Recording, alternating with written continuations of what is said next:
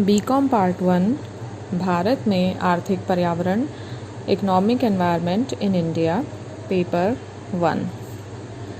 पिछले लेक्चर्स में हमने भारतीय अर्थव्यवस्था के प्रमुख आर्थिक सुधारों की चर्चा करी थी, जिनमें से हमने औद्योगिक क्षेत्र के प्रमुख आर्थिक सुधारों को हमने देखा था। उसी कड़ी में आज हम देखेंगे कि वित्तीय एवं बैंकिंग क्षेत्र में सुधार कौन कौन से हुए। तो आइए शुरू करते हैं। वित्तीय एवं बैंकिंग क्षेत्र में सुधार, reforms in banking and financial sector. नवीन आर्थिक नीति के अंतर्गत भी आर्थिक उदारीकरण एवं सुधारों का दौर चालू किया, जिससे बैंकों एवं वित्तीय संस्थाओं का पूंजीगत ढांचा सुदृढ़ होगा और उनकी वित्तीय सहायता क्षमता में वृद्धि होगी। कुछ प्रमुख सुधार इस प्रकार हैं। वित्तीय संस्थाओं के लिए पूंजी पर्याप्तता आदर्श लागू किया गया, अर्थात कैपिटल एडिक्वेसी नॉर्म्स लागू किए गए। राष्ट्रीयकृत बैंकों को अंश पूंजी तथा बॉन्ड्स से पूंजी जुटाने के लिए अधिकार प्रदान किए, जो कि पहले नहीं थे। बैंकिंग क्षेत्र में निजी क्षेत्र के बैंकों तथा विदेशी बैंकों की स्थापना की छूट दी गई है। इससे 20 नए निजी बैंक स्थापित हुए और 44 विदेशी बैंकों को भी कार्य करने का मौका मिला। इससे भारतीय बैंकिंग क्षेत्र में स्वस्थ प्रतिस्पर्धा तथा कुशलता का मार्ग प्रशस्त हुआ है। बैंकों में वैधानिक तरल कोषानुपात SLR तथा नकद कोषानुपात CRR में कमी वृद्धि का दौर समय अनुसार बदलता रहा है, जहां इन्हें और दीर्घकाल में घटाकर क्रमशः 25% तथा 10% करने का लक्ष्य था। सितंबर 1990 में वैधानिक तरल कोषानुपात की दर 38.5% थी। उसे कई चरणों में घटाकर 25 अक्टूबर 1997 को 25% कर दिया गया। 3 नवंबर 2008 को घटाकर 24% कर दिया, किंतु 7 नवंबर 2009 को इसे पुनः बढ़ाकर 25% कर दिया। फिर तरलता वृद्धि के लिए 7 फरवरी 2015 से घटाकर 21.5% कर दिया। इसी प्रकार नगद कोषानुपात कैश रिजर्व रेशो, जिसे हम CRR भी कहते हैं, की दर भी कई चरणों में 23% से घटाकर 22 अप्रैल 2000 से 8% कर दी गई। फिर 19 दिसंबर 2001 को 5.5 कर दी गई। इसे 15 जून 2002 से घटाकर 5%, 16 नवंबर 2002 से 4.75% तथा 23 दिसंबर से 5.32%, 17 फरवरी से 5.75% कर दिया।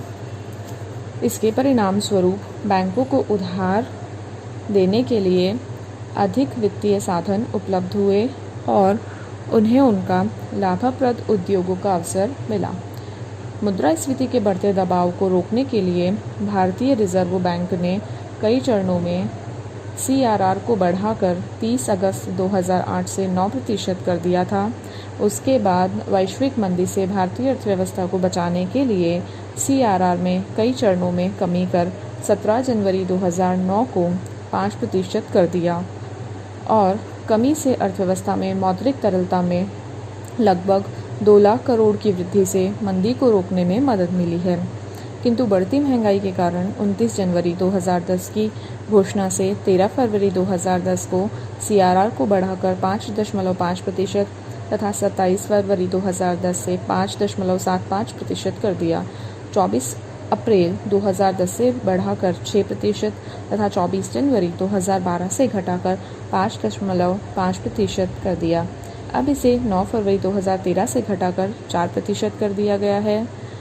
वर्तमान में CRR और SLR दोनों को RBI द्वारा बाई मंथली पॉलिसी के अंतर्गत जारी किया जाता है, जिसकी दरें अर्थव्यवस्था की स्थिति के अनुसार बदलती रहती हैं।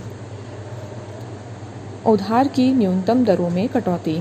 नए बैंकिंग सुधारों के अंतर्गत बैंक के अवधि ऋणों पर ब्याज की न्यूनतम दरों को 19% से घटाकर 12% तथा 11% कर दिया है। इससे औद्योगिक निवेशों को प्रोत्साहन मिला और औद्योगिक उत्पादन एवं रोजगार में वृद्धि हुई। बैंकों को अपनी नई शाखाएं खोलने तथा विस्तार करने और आर्थिक दृष्टि से अनुपयुक्त शाखाओं को बंद करने की छूट मिल गई।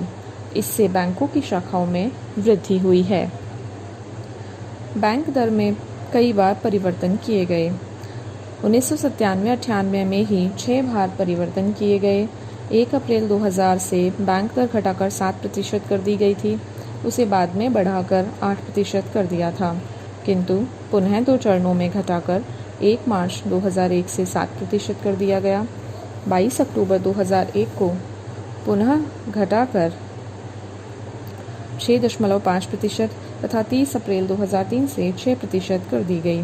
इसके 9 वर्ष बाद 14 फरवरी 2012 को बढ़ाकर 9.5% तथा 29 अक्टूबर 2013 से घटाकर 8.75% कर दिया है।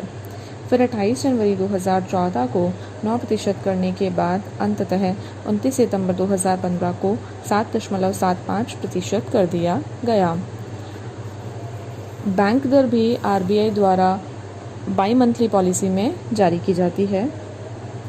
बीमा नियमन एवं विकास अधिनियमन IRDA insurance regulatory and development authority दिसंबर 1999 में संसद द्वारा पारित इस अधिनियम से बीमा क्षेत्र में निजी क्षेत्र की भागीदारी तथा घरेलू बीमा कंपनियों में विदेशी पूंजी की अधिकतम सीमा कुल प्रदत्त पूंजी की 26% तक निर्धारित की थी।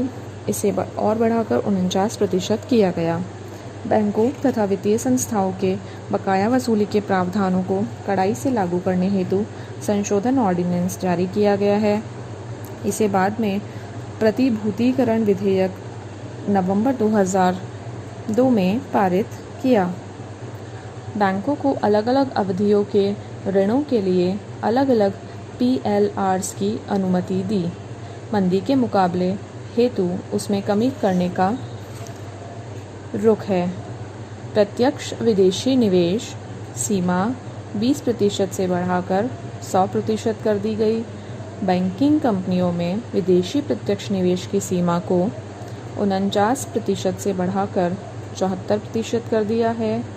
रेपो रेट को 21 अप्रैल 2009 से घटाकर 4.75% कर दिया था। रिवर्स रेपो रेट को घटाकर 3.25% कर दिया था, किंतु बढ़ती महंगाई पर काबू पाने के लिए रिजर्व बैंक ने 3 मई 2011 से कई चरणों में बढ़ाकर 24 जनवरी 2012 को रेपो रेट को 8.5% तथा रिवर्स रेपो रेट को 7.5% कर दिया था, किंतु अर्थव्यवस्था की विकास दर वृद्धि हेतु अंततः 5 अप्रैल 2016 को घटाकर क्रमशः 6.5% तथा 5.5% कर दिया गया। इस प्रकार हमने देखा कि भारतीय अर्थव्यवस्था में वित्तीय एवं बैंकिंग क्षेत्र में कौन कौन से सुधार किए गए और उन सुधारों से अर्थव्यवस्था किस प्रकार मजबूत हुई, और हमने इसमें अलग अलग तरीके की कुछ दरों के बारे में पढ़ा, जिसमें से SLR, CRR, बैंक दर, repo rate, reverse repo rate, ये सभी दरें RBI द्वारा बाई मंथली पॉलिसी में जारी की जाती हैं, जो कि वर्तमान परिस्थितियों के अनुरूप होती हैं। आगे की बातें अब हम नेक्स्ट लेक्चर में पढ़ेंगे।